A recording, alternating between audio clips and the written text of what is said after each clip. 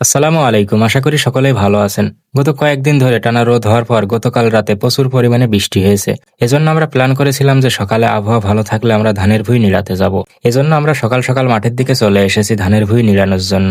মাঠে এসে প্রথম কাজ আমাদের ধানের জমির আইলের ঘাস কেটে পরিষ্কার করা। মূলত ধান লাগানোর পর ধানের জমির ভিতরের চেয়ে আইলের ঘাস বেশি হয়। এজন্য যদি শুরুতে আইলের ঘাসগুলোকে ভালোভাবে কেটে পরিষ্কার করে দেওয়া যায়, তাহলে পরবর্তী সময়ে ধানের জমির ভিতরের ঘাস নিড়াতেও সময় কম লাগবে।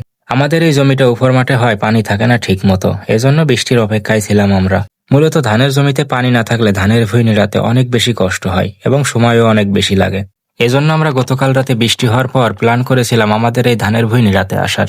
আলহামদুলিল্লাহ, দেখতে দেখতে আমাদের এই জমির চারি আইলের ঘাস নিড়ানো শেষ হয়ে গেল। কৃষিকাজ করা মূলত অনেক কষ্টের, তারপরও আমাদের কাজ আমাদের করতেই হয়। আলহামদুলিল্লাহ, আইলের ঘাস নিড়ানো শেষ করে এবার আমাদের কাজ হলো ধানের জমির ভিতরে থাকা ঘাসগুলোকে ভালোভাবে নিড়ানোর মাধ্যমে পরিষ্কার করা। মূলত ধান চাষ করতে হলে সঠিক সময়ে সঠিক পরিচর্যা করতে হয়, না হলে পরবর্তী সময়ে ধান কাটার সময় ধানের ফলন পাওয়া যায় না। ধানের জমি আগাছামুক্ত করে রাখা খুবই গুরুত্বপূর্ণ একটি কাজ। যদি সঠিক সময়ে ধানের জমির আগাছামুক্ত করা না হয়, তাহলে আগাছাতে ধানের ফলন নষ্ট করে দেয়। এজন্য আমাদের সঠিক সময়ে ধানের পরিচর্যা করা উচিত। আমাদের এই জমিতে হাইব্রিড ধান লাগানো হয়েছে। আলহামদুলিল্লাহ, এবছর আমাদের এই ধান অনেক সুন্দর হয়েছে।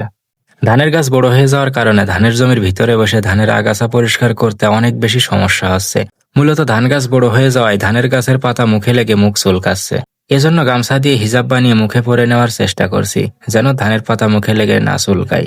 মূলত কৃষিকাজ করতে হলে একটু কৌশল অবলম্বন করে কাজ করতে হয়, তাহলে কষ্ট একটু কম হয়। আলহামদুলিল্লাহ, হিজাব পরার পর কাজ করতে আমাদের কোনো সমস্যা হয়নি। গ্রামের মানুষের প্রধান কাজ হলো কৃষিকাজ, আর আমরা যেহেতু গ্রামে থাকি, আমাদের এ সকল কাজ ছোটবেলা থেকেই করতে করতে অভ্যাস হয়ে গেছে। মূলত আমাদের এই জমিটা উপর মাঠে হওয়ার কারণে আগাছা একটু বেশি হয়েছে। এজন্য যতটুকু সম্ভব ভালোভাবে আগাছা পরিষ্কার করে দেওয়ার চেষ্টা করছি। আলহামদুলিল্লাহ, দেখতে দেখতে আমাদের অর্ধেক জমির ঘাস নিড়ানো শেষ হয়ে গেল। এখন আমাদের কাজ হলো নিড়িয়ে রাখা ঘাসগুলোকে ভালোভাবে গুছিয়ে আইলের উপর তুলে রাখা। মূলত ধানের গাছ এবং আগাছা বড় হয়ে যাওয়ার কারণে নিড়িয়ে রাখা আগাছা ধানের জমির ভেতরে রাখা সম্ভব হচ্ছে না। এজন্য আগাছাগুলোকে ভালোভাবে গুছিয়ে নিয়ে আইলের উপর রেখে দেওয়ার চেষ্টা করছি। আলহামদুলিল্লাহ, দেখতে দেখতে আমাদের ধানের জমির ভিতরে নিড়িয়ে রাখা ঘাসগুলোকে সরানো শেষ হয়ে গেল। আজকের মতো আমাদের কাজ শেষ। সবাই ভালো থাকবেন। আসসালামু আলাইকুম।